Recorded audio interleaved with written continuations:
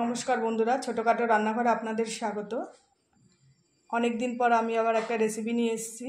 শরীরটা ভালো ছিল না, তাই রেসিপি বানাতে পারিনি।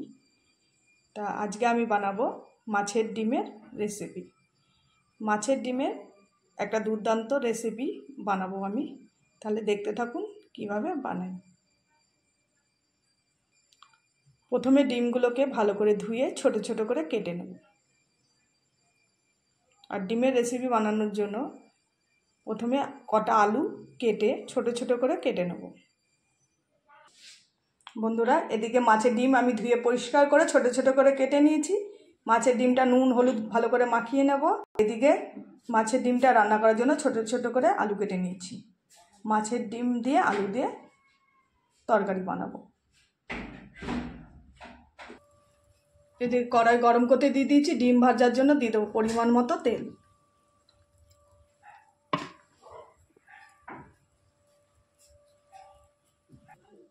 তেলটা গরম হতে হতে ততক্ষণ আমি ডিমটা নুন হলুদ মাখিয়ে নেব।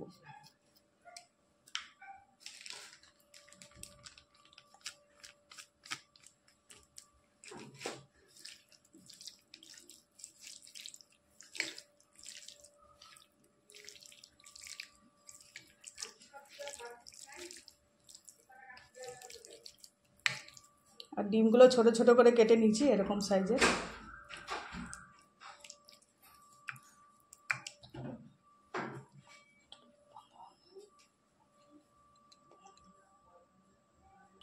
এদিকে তেল ভালো মতো গরম হয়ে গেছে। এক এক করে ডিমগুলো আমি ভেজে নেব।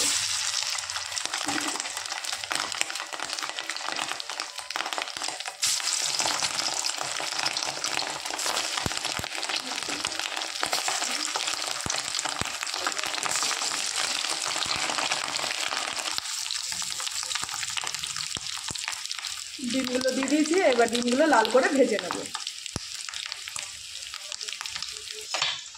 বন্ধুরা, ডিম ভাজা আমার হয়ে গেছে, এবার আমি তুলে নেব। দেখুন কত সুন্দর লাল লাল করে ভেজে নিয়েছি।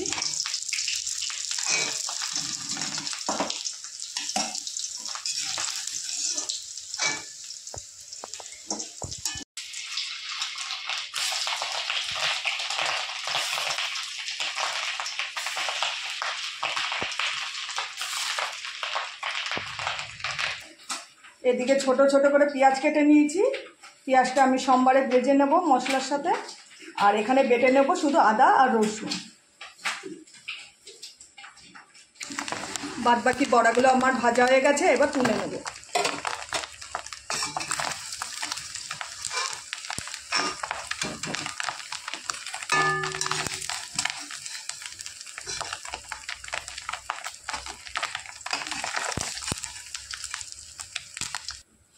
দেখুন বন্ধুরা, সব বড়া আমার ভাজা হয়ে গেছে।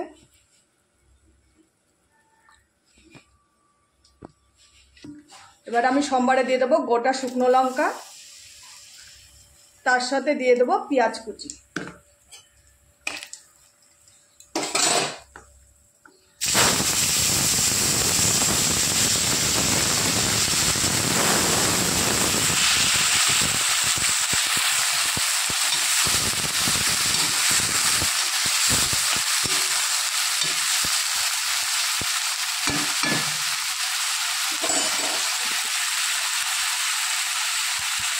পেঁয়াজটা হালকা লাল করে ভেজে নেবো, তারপর আমি আলুগুলো দিয়ে দেবো। পেঁয়াজের সাথে একসাথে ভেজে নেব।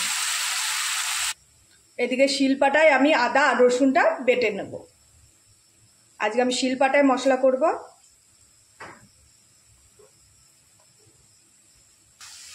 এদিকে পেঁয়াজটা হালকা করে ভেজে নিয়েছি, এবার দিয়ে দেবো কেটে রাখা আলু।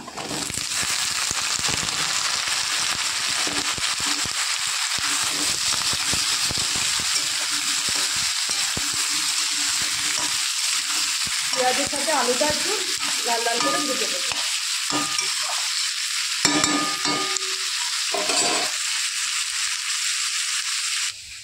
এদিকে আমি শিলপাটায় মশলাটাও বেটে দিচ্ছি। বাটা প্রায় হয়ে এসছে, আর একটু বাটলে হয়ে যাবে। আদা রসুন বাটা আমার হয়ে গেছে, এবার আমি তুলে নেব। এবার আমি দিয়ে দেবো পরিমাণ মতো লবণ।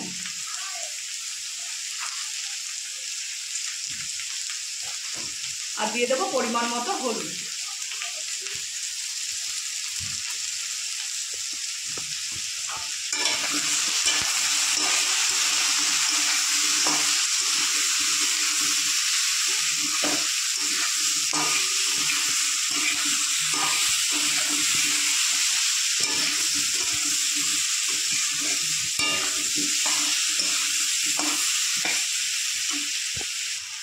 দিয়ে দেবো সামান্য পরিমাণ একটু চিনি, কালারটাও ভালো আসবে।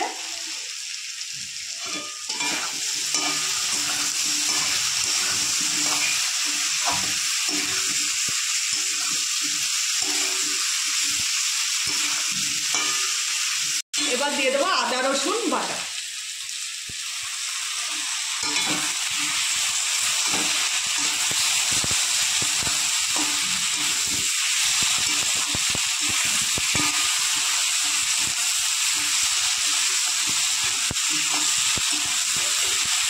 পেঁয়াজটাকে ভেজে নিচ্ছি আর আদা রসুনটা একটুখানি কষিয়ে নেবো যখন কাঁচা গন্ধটা না যাবে। তারপর দিয়ে দেবো জিরে গুঁড়ো, লঙ্কা গুঁড়ো। আদা রসুনের গন্ধটা বন্ধুরা চলে গেছে, ভালো করে আমি কষিয়ে নিয়েছি। দিয়ে দেবো লঙ্কার গুঁড়ো আর জিরের গুঁড়ো।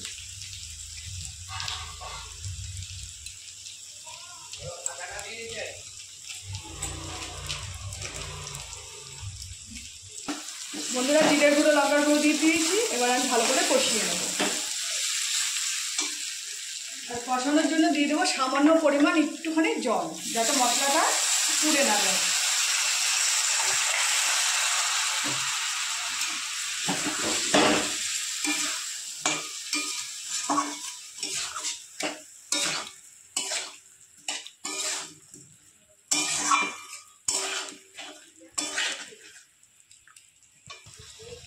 একটা মাঝারি সাইজের টমেটো আমি কুচিয়ে রেখেছিলাম, দিয়ে দেবো টমেটো কুচি।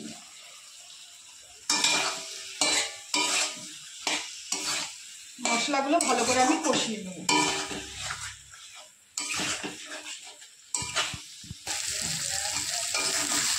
মশলা ভালো মতো কষিয়ে নিয়েছি। এবার দিয়ে দেবো পরিমাণ মতো জল।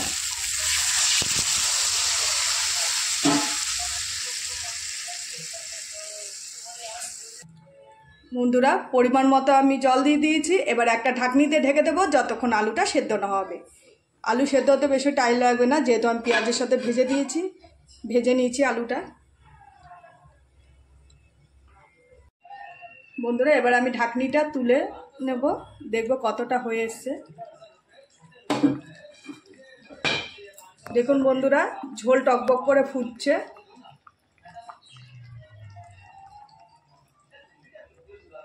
এবার আমি দিয়ে দেব ভেজে রাখা ডিম, মাছের ডিম। আর আলুও তখন আমি ভালো করে ভেজে নিয়েছি, আলুও প্রায় সিদ্ধ হয়ে গেছে। এবার ডিমগুলো দিয়ে 10 মিনিট মতো ফুটিয়ে নেব। মাছের ডিমগুলো দিয়ে দেবো।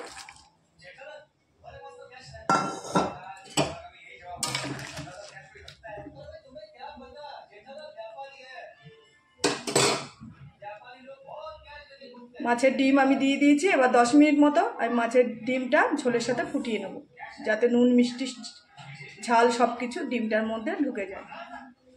আর একটু আমি ঝোল ঝোল রাখবো, নালে মাছের ডিম রান্না করলে ঝোলটা শুকিয়ে যায় পরে, এর জন্য একটু ঝোল ঝোল মতো রাখবো। বন্ধুরা ঝোলে ডিম দিয়ে আমি 10 মিনিট ফুটিয়ে নিয়েছি। এবার আমি গরম মশলা দিয়ে নামিয়ে নেব। দিয়ে দেবো গরম মশলার গুঁড়ো,